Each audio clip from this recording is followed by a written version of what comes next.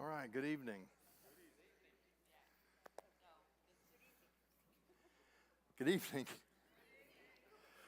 Let's do some prophecy. All right? We are in the book of Daniel, and last week I made a statement, and I'm gonna make the same statement this week, but you're gonna say, wait, no, that doesn't make sense. Last week I said we're starting the second half of the book. I said the first half of the book is history ancient, the stories of Daniel in the lion's den and all of those things. But then in chapter 7, we have Daniel receiving a vision of 4 successive kingdoms that unfold for human history. And I said the second half of the book is history future. There are a couple of different ways to look at the book of Daniel. And so tonight, I can now come as we enter into chapter 8, and I can say, guess what? Tonight, we're going to start the second half of the book. Here's the reason I can say that. If you divide the book, like I did last week, between the first 6 chapters, which are history past, and the last 6 chapters, which are history future or prophecy, then that's a fair division. But the book itself has an interesting shift right here between chapter 7 and chapter 8. The shift is this. The first chapter of Daniel is written in Hebrew. You say, well, duh, it's an Old Testament book. Of course it is. But chapters 2 through 7, including the vision last week that we talked about, chapters 2 through 7 are written in Aramaic. In chapter 8, for the rest of the book, we switch back to Hebrew. Well, what's the significance of that? Well, here's the significance. Aramaic, even within the Babylonian Empire, was a language that was not unfamiliar. It was a language often used among not just Jewish exiles, but many people groups from that part of the world that had been relocated by the Babylonians in their normal pattern of conquering a nation and then physically moving them to a place that disconnected them from their roots. So Aramaic was a fairly common language, and it wasn't just Israel or the people of God who would have understood that language. The stories of Daniel, the first chapter, remember, Daniel is just now carried off, and the first chapter of the book is about Babylon trying to co-opt loyalties from the people of God by drafting the best and the brightest, and is, in a sense, trying to turn them into Babylonians. You do that with, all these Jews are proud of their boys that have made it big, and they serve the king, and their identity begins to shift. That's the plan. So chapter 1, the faithfulness of Daniel and his friends in rejecting the king's food and the king's, priorities, maintaining their identity as the exiles from the land of promise, the worshipers of Yahweh. That chapter is meant for Israel. It's meant to encourage them to take a stand. They're in a sense they've been brought into exile, but in a sense, right from the beginning of the book of Daniel, they're being led by their next generation who are taking this obvious stand. Now, chapters 2 through 7 are written in Aramaic. Basically, those chapters are designed to be witnesses, not just encouragement like chapter 1 to the people of God, but to be witnesses of the people of God as they worship their God to all the peoples that were available. The Aramaic writings would have been accessible to people who had no ability to understand Hebrew at all. So now you have these stories that are not only encouraging the exiles from Judah, but they're also testifying to the God of Judah, the God called Yahweh, and the way he intervened on behalf of his people as they were faithful in exile. In other words, those chapters really kind of have a universal testimony to make, and they're intended for everybody. Okay, now we come to chapter 8 through the end of this book. All chapters of prophecy, but in the way that chapter 7 was a message, a universal message of the unfolding of human history, beginning in chapter 8, we have visions, we have prophecies more precisely targeting the people of God in particular. So, they're pulled back and now presented in Hebrew, a language that would not have made these chapters quite as accessible to the masses of Daniel's day, because the message was, in a sense, reserved for the people that it was intended for. Now, you're going to see how that unfolds, but let me just summarize it this way. Chapter 7 has this grand sweep of human history, and that was laid out for anybody who had eyes to see and ears to hear. In particular, in chapter 8, we're going to see that similar information is now given to Daniel in a new revelation. The information is not inconsistent with what he already saw in his first vision, but this vision is particularly suited as an encouragement for the people of God to understand what will come in the way of suffering before the Messiah. And it is a type, it is, that's a technical term, but it is not just a prophecy of the not too distant future, but a prophecy of the last days, and I'll show you why the language confirms that. And so what we see is Daniel had a message to the exiles that they needed to hold on to, because there were certain things in human history that were going to unfold before the Messiah could come. In the same way, it's a parallel to what he wants us to hold on to as things that will come before the Messiah's second coming. Okay? All right, that sets us up. Daniel chapter 8. You see on the outline that I've given you, the ram represents Medo-Persia, the empire that defeated Babylon and is now in charge. Daniel is now a servant in this kingdom. He doesn't seem to have quite the same influence and authority under the Medo-Persian Empire that he had under Nebuchadnezzar and the other Babylonian kings. But he made the transition between the two empires. He was apparently still recognized as a man that was trustworthy and valuable to have around. So he was serving in this empire as well. So we start with the Medo-Persian Empire, but then the prophecy will paint the next empire, which is the Empire of Greece. You remember we saw it in chapter 7. You had the Babylonian Empire, followed by the Medo-Persian Empire, followed by the Greek Empire, followed by the Roman Empire. And in chapter 7, that vision concludes with a fifth empire, a kingdom that will last forever. Okay? Now that's what we've seen. This is going to zero in on a portion of that unfolding time span. Okay? Chapter 8.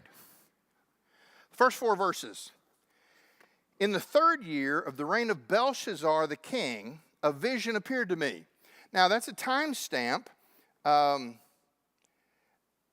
Belshazzar, you remember in chapter 5, was the king of Babylon.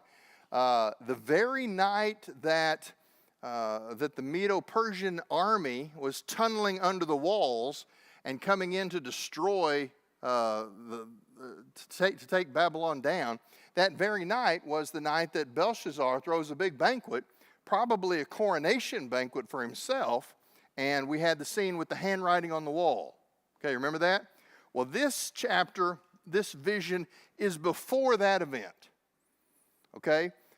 This is not chronological order. It was before that event, which was the last night of Belshazzar's kingdom.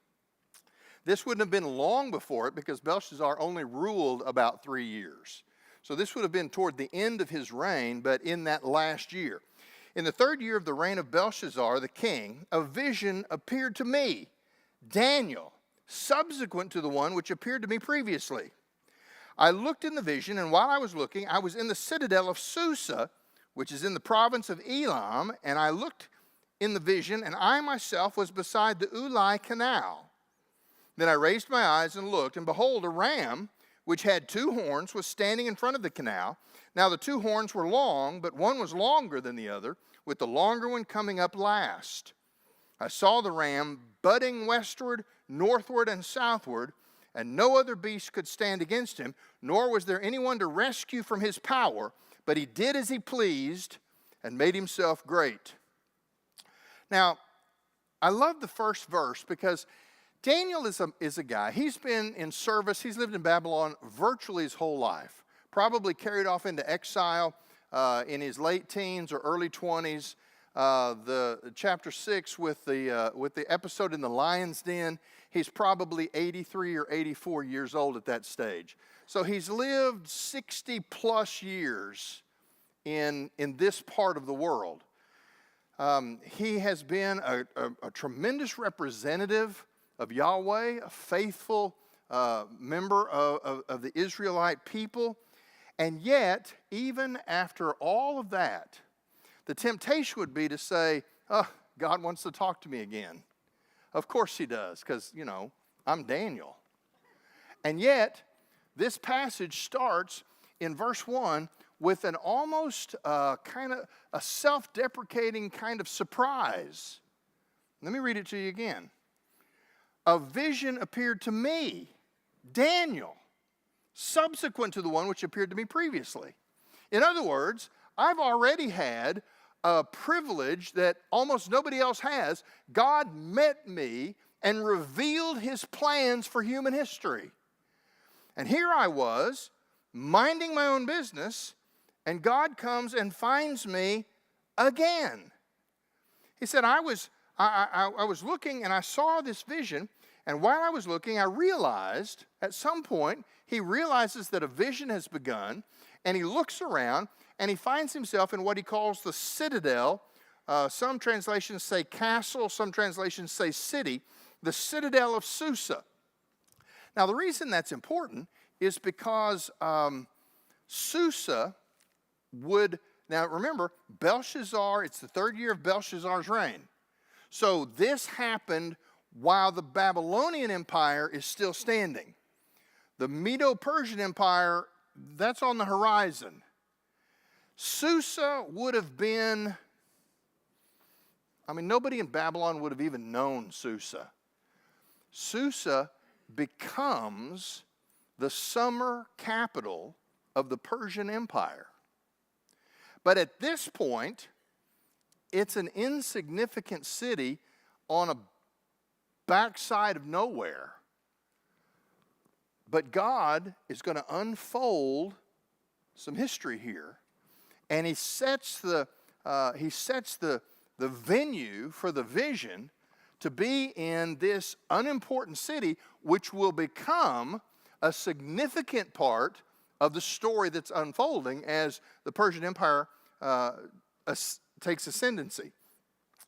He said, I was in the citadel of Susa, which is in the province of Elam, and I looked in the vision, and I myself was beside the Ulai Canal. That's another river that became significant, but while he was under the Babylonians, it wasn't a particularly important place. So it's interesting. I think we're given this geographical reference simply as a sign of the credibility of the prophecy. I looked in the vision, and I myself was beside the Ulai Canal. Then I raised my eyes and looked, and behold, a ram, which had 2 horns, was standing in front of the canal. Now, here we are back with our animal theme. We saw that in chapter 7. Animals were used to describe kingdoms because the animals had certain characteristics that could be applied to those kingdoms. So where we had a lion and a bear and a leopard and a monster, well, now we have a ram. We're going to find out that this ram has 2 horns, which represent kingdoms or powers. The Medo-Persian Empire, you remember, was a coalition of two separate empires that came together because they knew that together was the only way they could outflank Babylon, basically. The Median Empire was initially the more powerful of the two. But as time passed, the Persian Empire expanded in strength and became the dominant aspect. So sometimes we will say the Medo-Persian Empire, but most of the time the shorthand is just the Persian Empire because that came to be the dominant half. Well, here in the vision, remember that's still way out on the horizon. He sees this ram. He has two horns. The two horns were long, but one was longer than the other, with the longer one coming up last. The shorter horn is the Median Empire. The longer horn is the Persian Empire. It came up last. It was really second in development, but it ended up being the stronger, the more powerful of the two. Verse 4. Now we're speaking about this empire that's on the horizon. I saw the ram budding westward, northward, and southward, and no other beast could stand against him, nor was there anyone to rescue from his power, but he did as he pleased and made himself great. It's interesting that looking back from the other side of the prophecies, we find out, as we would expect, that the prophecies that God unfolds before his man here are exactly on target. Persia was in the east, so as Persia expanded its empire, it does exactly what Daniel sees the ram doing. He expands to the west, to the north, and to the south. He doesn't need to expand to the east. He's coming from the east. Okay? So that's the start of the vision. We have this image of Medo-Persia. Now let me just say this as a disclaimer as we go through this. This is easy for us to get. Why? Because we're on this side of the history. I mean, we know what the next empire, we know how the story unfolds. We know about the Persian Empire. We know about Alexander the Great. We know about the Greek Empire. We know about the Romans. This all makes sense to us. Don't miss the element that Daniel is on the front side of this. Okay? So he's going to tell us along the way in this chapter that I don't get it. And it's easy to go, well, what's not to get? It's just plain as day. Yeah, it's plain as day from this side because we know how it played out. Daniel doesn't have that. In fact, every prophet, all the way through the Old Testament, there is an element of mystery because they are seeing details clearly. But seeing details clearly is different than seeing the grand picture. I mean, imagine, if you will, you go to the mall and they've set up one of those. I love those video walls, you know, like 32 television screens. And every now and then they put one picture on every screen. So you got 32 images all exactly alike. But then what do? There's something in the software, and all of a sudden there's one massive picture, and each individual screen has 1/32 of the whole picture. Okay, prophecy, you can say, man, I can see down to the pixels of this screen.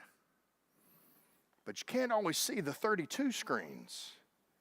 And so we have to be we have to understand that Daniel is not dense. He's just trying to figure out things that have not yet come to pass, so it's not easy to always make sense of them. But now he's seen the ram.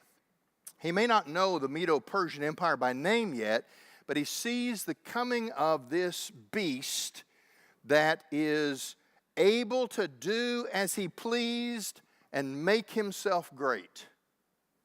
Okay. Now let's go to the goat. Verse 5, he begins to look at the next empire, which is, we know historically, is Greece. Verse 5 says, while I was observing, behold, a male goat was coming from the west over the surface of the entire earth without touching the ground, and the goat had a prominent horn between his eyes. He came up to the ram that had the two horns, which I had seen standing in front of the canal, and rushed at him in his mighty wrath. And I saw him come up beside the ram, and he was enraged at him, and he struck the ram and smashed his two horns, and the ram had no strength to withstand him. So he hurled him to the ground and trampled on him, and there was no one to rescue the ram from his power. Then the male goat made himself exceedingly great.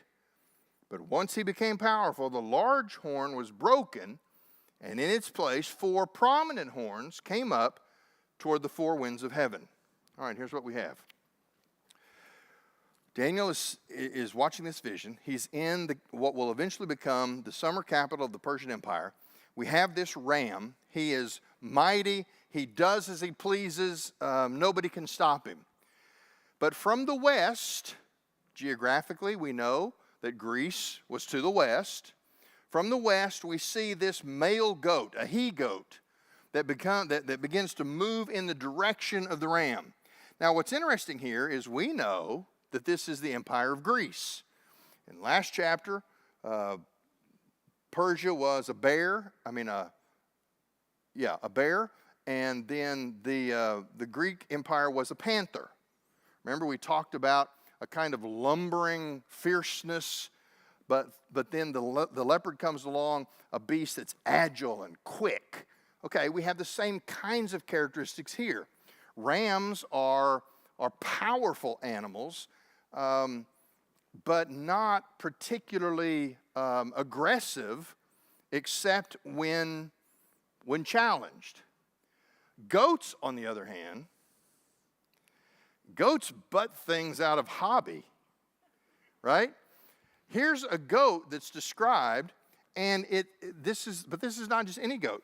When he sees this goat, it says in verse 5, he was coming from the west over the surface of the entire earth without touching the ground. In other words, it's almost like he was moving so quickly that his feet didn't even touch the ground. Well, one of the things we know about the Greek Empire under Alexander the Great was they were an agile fighting force. They won battles because they would be in one spot and the enemy scouts would recognize where they were, and they'd take the message back to whoever their leadership was, and by the time the army would march, Alexander wouldn't be there anymore. He would have already come around behind, and then they would march out, and he would be somewhere else because his army was built on speed and maneuverability. This goat travels almost as if his feet doesn't even have to touch the ground. And he had a prominent horn between his eyes. This is not 2 kingdoms that have become one. This horn represents Alexander the Great. A prominent horn, a mighty horn, a powerful king. He came up to the ram that had the 2 horns, which I had seen standing in front of the canal, and rushed at him in his mighty wrath.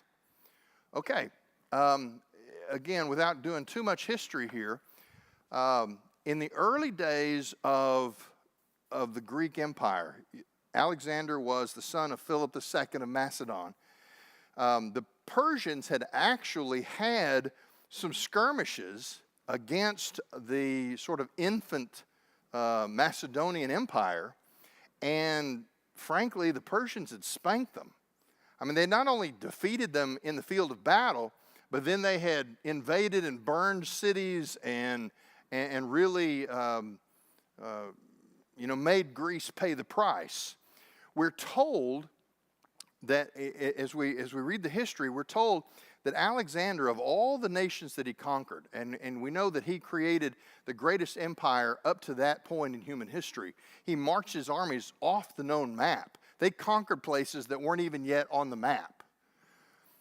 But they say of all the places he conquered, he had a spirit of vengeance toward the Persians because it was personal. He felt like they had to have retribution for the earlier destruction that Persia had rained down on the Greeks before Alexander succeeded his father and became king.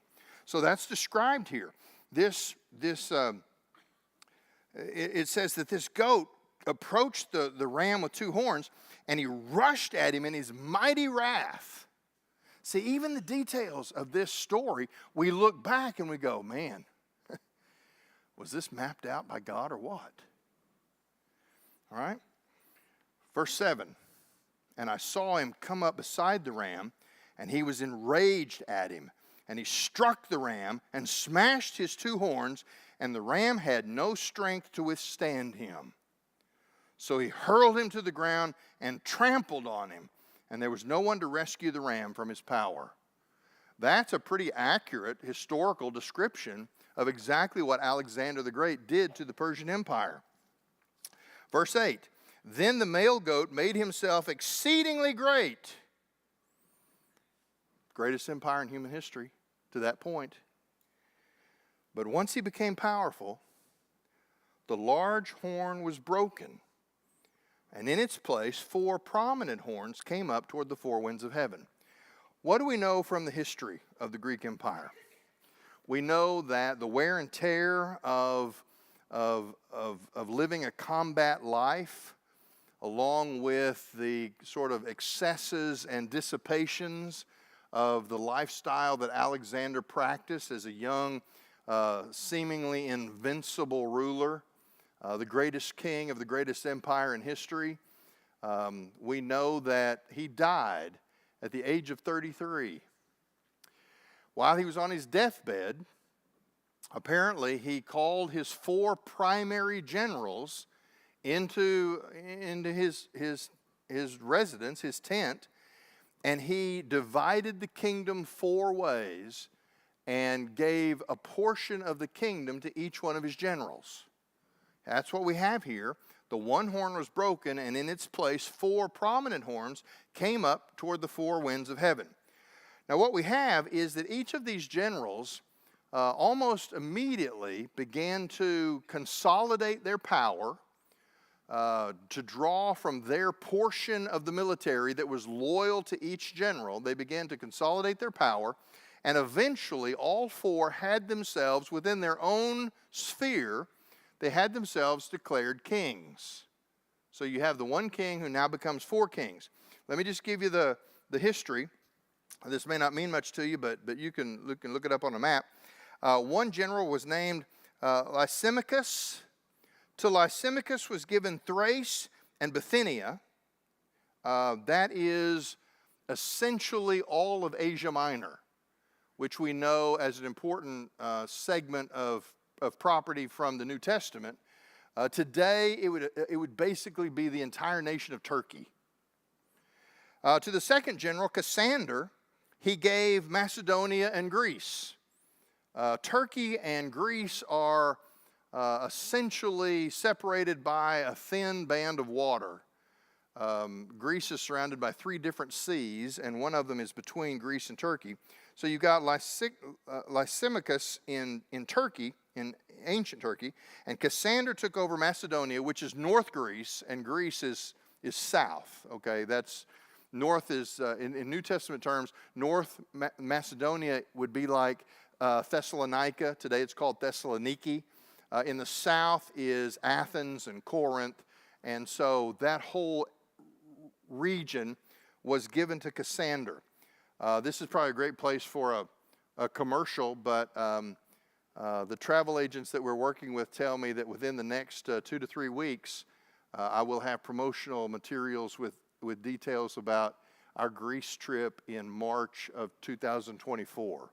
So if you have expressed to me an interest in that, don't think that it's on the back burner. It is in process, and it's on its way.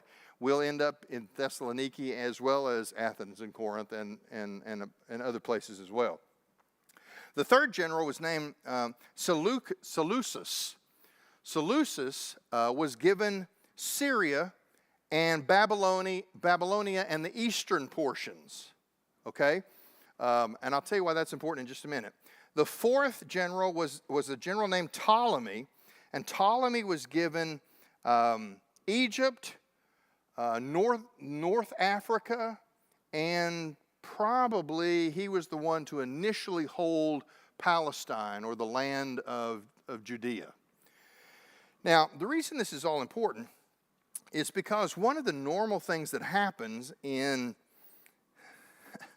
this kind of thing is, no matter how much you're given, no matter how big your kingdom, you want more. And so this massive kingdom that had been put in place by Alexander the Great, almost immediately, within a couple of years, they've each consolidated their portion. They've locked down their portion. And almost simultaneously, they begin to look at the other portions. Apparently, the goal was, the only way to be as great as Alexander was to reunite Alexander's kingdom under one king. Now, the first two generals that I mentioned don't play that much into biblical history, at least as far as we're concerned. But Seleucid, he begins what's called the Seleucid dynasty. Ptolemy, who is in Egypt, begins the Ptolemaic dynasty. These two generals become significant in biblical history because Israel is right in the middle of those two kingdoms. And so for the next, for the next 400 years, essentially, from the closing pages of the Old Testament through the 400 years of intertestamental period, you ever wonder why when we end the Old Testament, Persia is in control, and we start the New Testament and Rome is in control? Well, it's in those 400 years that all of this is happening. And so you have Alexander sweeping the Persian Empire out of the way, creating this empire. He dies when he's 33. It's divided 4 ways, and they begin to battle back and forth. Israel is caught in the middle of that, and they are pawns because they are either the place of the battle or they are along the road to the battle in both directions. So armies are always marching through, and Israel is taking a beating. Now, in the end of the Old Testament, we have Ezra, Nehemiah, and Zerubbabel bringing waves of refugees out of captivity, out of the exile, returning to Israel. Zerubbabel builds the temple with Ezra's help. Jeremiah comes and builds the wall around the city of Jerusalem, and they're trying to restore what was lost. But it's an incredibly difficult season because they are caught in the middle of these battling giants. Okay? Now we've got, that sets the stage for what comes next. The horn, which is a Seleucid ruler by the name of Antiochus Epiphanes. And I'll tell you about this jewel of a man. But let's read the verses. Verses 9 through 14. Out of one of them, meaning out of one of these now 4 horns, 4 kingdoms, out of one of them came a rather small horn, which grew exceedingly great toward the south, toward the east, and toward the beautiful land. Now, you don't have to be a deep exegetical theologian to understand what the beautiful land is, especially to an exile like Daniel, who has lived his entire life in Babylon and then under the Persians. The beautiful land was home, the promised land, the place that every Jew dreamed about getting back to someday.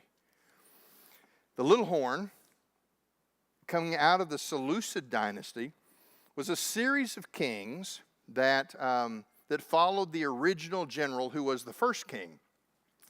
It speaks of a particular horn that started small but grew up and expanded to the south and the east. Verse 10, it grew up to the heavenly lights, and some of the lights, that is, some of the stars, it threw down to the earth, and it trampled them. It even exalted itself to be equal with the commander of the army, and it removed the regular sacrifice from him, and the place of his sacrifice was overthrown. I'll explain all this in a minute. Verse 12. And because of an offense, the army will be given to the horn along with the regular sacrifice, and it will hurl truth to the ground and do as it pleases and be successful. Let's stop right there and talk about that. The glorious land is Israel. The stars represent the people of God. Now, why would we say that? Well, if we go back to Genesis chapter 15, what was one of the original promises that God made to Abraham when he promised him that he would have a son who would eventually become a family, which would eventually become a nation? And what did he say? The people that come from you will number more than the sand of on the coast, more than the stars in the heaven. Okay? So there's an allusion here to even that prophecy of who Israel would become. Now, it says here that there was a king, and he grew up to the heavenly lights, that some of the stars it threw down to the earth, and it trampled them. We're now, this vision, we know from the history side of it, we're now to about the year 167 BC. All right? Persians are long gone. There's these 4 dynasties that have 4 different parts of Alexander's kingdom. The Seleucid dynasty had a series of kings, and the 8th king in the Seleucid dynasty, remember the dynasty that originally had Syria and North Africa, Syria and not North Africa, but Syria and Israel. The 8th king in that line was a king whose name was Antiochus. Now, Antiochus is like George or Charles. I mean, it's one of those royal names within a nation that's repeated over and over again. In fact, Antiochus Epiphanes was actually the son of Antiochus III. But instead of taking Antiochus IV as his title, he took the name Antiochus Epiphanes. That's because the word Epiphanes is a word that means the glorious,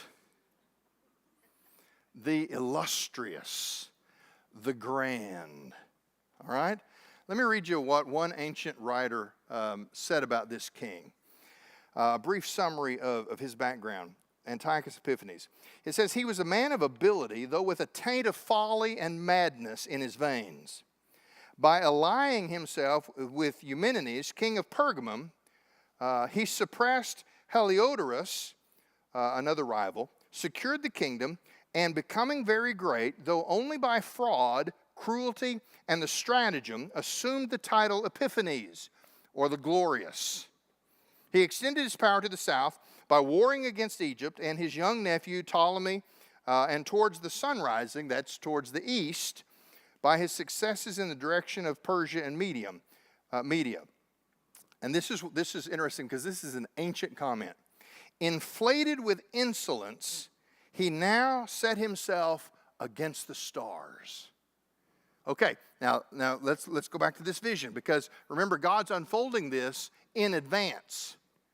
He says this. He says that he challenged the stars, threw them down, and trampled on them. If the stars represent the people of God once again after the exile period in Israel, this king had a real burr under his blanket about Israel. I mean, they weren't just a people in the way of his ambitions. He apparently, when it says he like pulling the stars from the sky, threw them down and trampled on them. This is a vision. Remember I said this is in Hebrew. It's not a vision for the world. It's a vision for God's people. They need to understand that before the coming of the Messiah, there is real suffering that they're going to experience. Now, we're just scratching the surface of this fellow Antiochus right now, because I want you to see what happens. It says that he exalted, it speaks about the horn, it exalted itself to be equal with the commander of the army. Who would that be? That would be God Almighty. He has a particular hatred for the Jews and the God that they claim loyalty to. Now see what he says. Because of an offense, the army will be given to the horn along with the regular sacrifice, and it will hurl truth to the ground and do as it pleases and be successful. When it says that it will take the regular sacrifice and it will hurl truth to the ground, let me tell you what's going to happen. And the best way I can do that, I printed off these pages because I didn't want to bring the whole book. There is a book. There are two books that are in the Apocrypha. Okay, if you don't know that term, the Apocrypha are the books from the intertestamental period between the Old Testament and the New Testament. They're not in Protestant Bibles, but they're still in some Catholic Bibles. Okay, if you've ever seen a Catholic Bible and you were like, I don't recognize any of these books. Okay, there are two history books in the Apocrypha called 1st and 2nd Maccabees. The Maccabees were a Jewish family that produced a series of Jewish kings from about 160 to, I don't know, whenever the Romans took over. And they led a rebellion against Antiochus Epiphanes. But you need to understand what would inspire the Jews to armed revolution. The first chapter of 1st Maccabees, and these two books, the second one is a little bit fanciful, but the first one is widely recognized as legitimate history. I just want to read you some portions from the first chapter of 1st Maccabees because it covers the history of this period with Antiochus Epiphanes and his attacks on Israel. It says in the year 143, but that's Jewish reckoning. That's not AD and BC, so ignore that. But he says, in the year 143, after the conquest of Egypt, Antiochus marched with a great army against the land of Israel and the city of Jerusalem. In his arrogance, he entered the temple and took away the gold altar, the lampstand with all its equipment, the table for the bread offered to the Lord, the cups and the bowls, the gold fire pans, the curtain and the crowns. He also stripped all the gold from the front of the temple and carried off the silver and gold and everything else of value, including all the treasures that he could find stored there. Then he took it all to his own country. He had also murdered many people and boasted arrogantly about it. There was great mourning everywhere in the land of Israel. Now, there's some poetry here, but let's skip down. 2 years later, Antiochus sent an army from Mysia against the towns of Judea. In other words, he comes back. When the soldiers entered Jerusalem, their commander spoke to the people, offering them terms of peace and completely deceiving them. They came as representatives of the king. They were welcomed into the city. They outlined terms of surrender. Nobody will be harmed. And it was a Trojan horse story because as soon as they got enough troops into the city to present this appeal, they just burned the place to the ground. It says, they suddenly launched a fierce attack on the city, dealing it a major blow and killing many of the people. He plundered the city, set it on fire, and tore down its buildings and walls. He and his army took the women and children as prisoners and seized the cattle. Now, more verses, more poetry. But then it says this in verse 41 of the first chapter. Antiochus now issued a decree that all nations in his empire should abandon their own customs and become one people. Okay? He wants to assimilate everybody as a single nation. Why? Because they'll be loyal to him that way, as opposed to having these different pockets of culture that he has to deal with. All the Gentiles and even many of the Israelites submitted to this decree. They adopted the official pagan religion, offered sacrifices to idols, and no longer observed the Sabbath. The king also sent messengers with a decree to Jerusalem and all the towns of Judea, ordering the people to follow customs that were foreign to the country. He ordered them not to offer burnt offerings, grain offerings, or wine offerings in the temple, and commanded them to treat Sabbaths and festivals as ordinary work days. In other words, he's dismantling everything that makes Judaism distinct. They were even ordered to defile the temple and the holy things in it. They were commanded to build pagan altars, temples, and shrines, and to sacrifice pigs and other unclean animals there. Let me tell you what happened at the temple in Jerusalem. Antiochus had an altar built that went over the altar that was in the temple dedicated to sacrifices to Yahweh. In this altar that he placed over the original altar, he sacrificed pigs, swine. Okay, you understand that, I mean, of all the kosher laws that we joke about, this is the pinnacle. He sacrificed pigs, but even that wasn't enough. He took the broth, the runoff, the fat from the burning of pigs, and he had it sprinkled on everything in the temple. He couldn't have been more comprehensive in his defilement of the temple of Yahweh in the city of Jerusalem. Okay. He then commanded that they were forbidden to circumcise their sons and were required to make themselves ritually unclean in every way they could, so that they would forget the law which the Lord had given through Moses and would disobey all its commands. The penalty for disobeying the king's decree was death. Okay, you don't have to know much about the history of the Jews to understand that we are very quickly crossing lines that can't be uncrossed. The king not only issued the same decree throughout his whole empire, but he also appointed officials to supervise the people and commanded each town in Judea to offer pagan sacrifices. Many of the Jews were ready to forsake the law and to obey these officials. They defiled the land with their evil, and their conduct forced all true Israelites to hide wherever they could.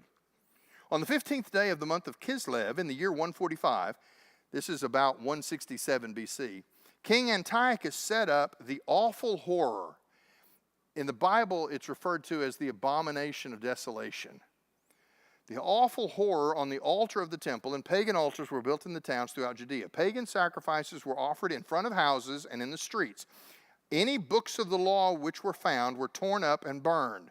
And anyone who was caught with a copy of the sacred books or who obeyed the law was put to death by order of the king. Month after month, these wicked people used their power against the Israelites caught in the towns. On the 25th of the month, these same people offered sacrifices on the pagan altar erected on top of the altar in the temple. Mothers who had allowed their babies to be circumcised were put to death in accordance with the king's decree. Their babies were hung around their necks, and their families and those who had circumcised them were put to death as well. But many people in Israel firmly resisted the king's decree and refused to eat food that was ritually unclean. They preferred to die rather than break the holy covenant and eat unclean food, and many did die. And in his anger, God made Israel suffer terribly. But let me tell you what happens to Antiochus. Let's go back to the vision. Here we have, man, an hour is just not long enough. All right, let's at least finish this part about Antiochus.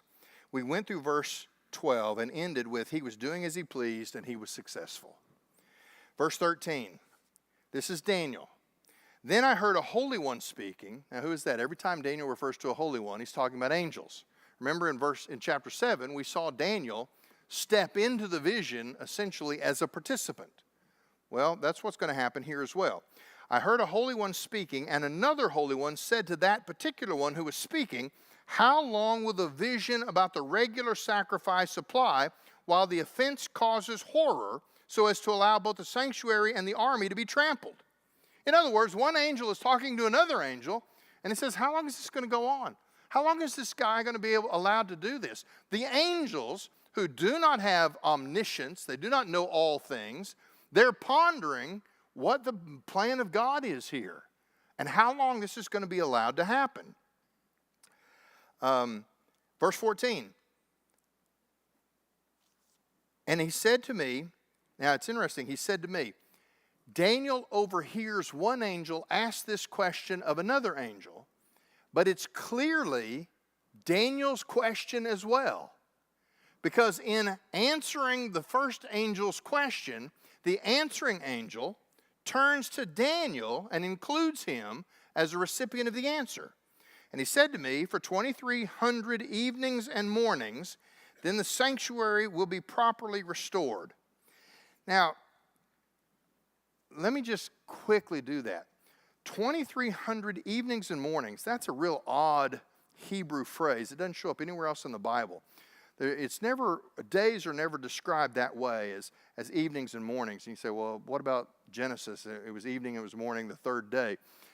It's like that, but it's not exactly the same thing. But here's the problem. If you take evenings and mornings describing essentially a 24-hour period, we're talking about 2,300 days. Okay, in the Bible, 7 is symbolically a perfect number. It's used in ways to describe things that are complete. In other words, when we get to the end times, we have a 7-year tribulation. Now, is it going to be 7 years of 365 days? Probably, but because we take it in its most obvious meaning, but 7 is a number of completion. So a period of judgment that is complete is represented by the number 7. When you do the math on 2,300 days, you don't get to 7 years.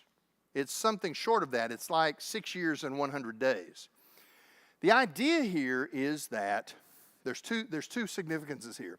First of all, this is not, in a sense, a full period of judgment. Now, that's going to be a tremendous encouragement because it's not, this judgment is a type. It's a hint of a judgment to come, but it's not the fullness that we'll see in the final judgment of the tribulation. This judgment is something less than that. It's not a full judgment, but the significance of giving it in days is the idea that if you're listening and seeing this vision and you understand that there is a period of suffering that God's people will have to undergo, when God gives the period in numbered days, part of the message is this time of suffering will last an exact length of time according to the plan of God. It won't last 2,301 days. It won't last one day longer than is necessary for God to accomplish the unfolding of the story that he's making here. So that's the answer without getting lost in all of the scholarly debate about that number. It's essentially a less than complete period of judgment given in days so that Daniel understands that it won't last forever. It's not terminal. All right, we can't finish the rest of this, but let's go a little bit further. In verse 15, we have the interpretation. Now, I've basically been interpreting this vision as we've gone along, but you're going to see some of that explained here. Verse 15, when I, Daniel, had seen the vision, I sought to understand it, and behold, standing before me was one who looked like a man. It's not a man, it's one who looks like a man. And I heard the voice of a man between the banks of Ulai, and he called out and said, Gabriel, explain the vision to this man. Now, the one that he sees who looks like a man is the angel Gabriel. Gabriel shows up in Daniel chapter 8. He shows up in Daniel chapter 9. He also shows up as the messenger angel who delivers the message to the Virgin Mary in Luke chapter 1. There is a Latin phrase called angelus interpres, which means interpreter angel. One of the functions that Gabriel seems to play throughout Scripture is he's always the designated explainer. And so here, a voice from in the river, within the canal, he hears a voice, he doesn't see it, but there's a voice that commands Gabriel to explain the vision to Daniel. All right? The only other, this is a side note, but since I'm going to have to quit, I'm going to go ahead and chase it. The only other angel that we have by name in the Bible is Michael. Michael and Gabriel are both called by name. Michael seems to have been more the warrior angel, while Gabriel, as I've said, was the interpreter angel or the messenger angel. Michael, we will see him. We'll see Gabriel again in Daniel chapter 9. We'll see Michael show up in Daniel chapter 10. Michael is also prominent in Revelation chapter 12. There are other names that are given to angels. Raphael is one. There are other names. Those are apocryphal names. I mean, those are names that have developed in church history tradition, but they're not biblical. They're not given to us in Scripture. There is some speculation about the name Lucifer for the chief of the fallen angels. That's kind of a different lesson. Now, remember this king. It says that he cast truth to the ground. Sort of a biblical way of saying he not only challenged God, but all bets are off because he literally said truth doesn't matter. I'm trying to figure out where to stop. But this is a good place to stop because here's what I want you to hold on to. He cast truth to the ground. Now, all of this unfolds, and God is allowing Daniel to see this because by the time we get to the end, this is going to actually, while it is a revelation of suffering that is coming, by the time we get to the end, the revelation is designed as a comfort because the suffering is a necessary part of the historical unfolding of what God is doing in human history. It contributes to the drama of redemption that will eventually produce the Messiah and the fulfillment of the story of redemption. But it's important that God's people understand what's coming because the comfort comes in the fact that none of it is by accident and none of it is meaningless.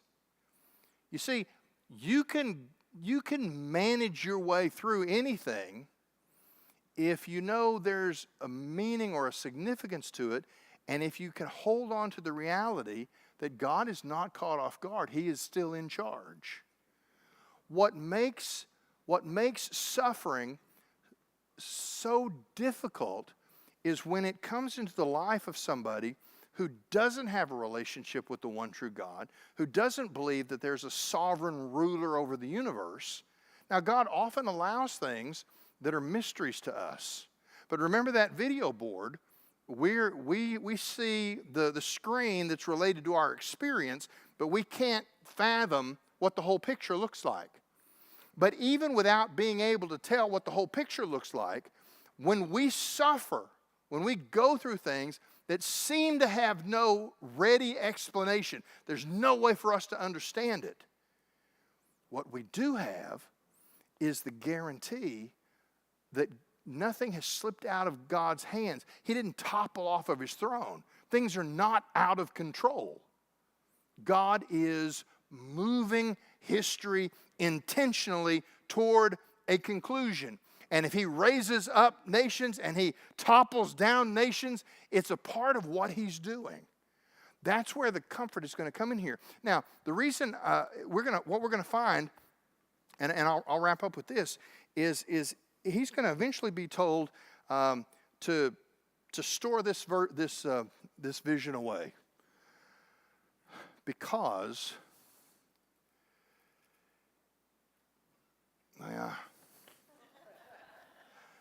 I don't want to steal all my thunder. Here's what you need to know. God gave Daniel a vision.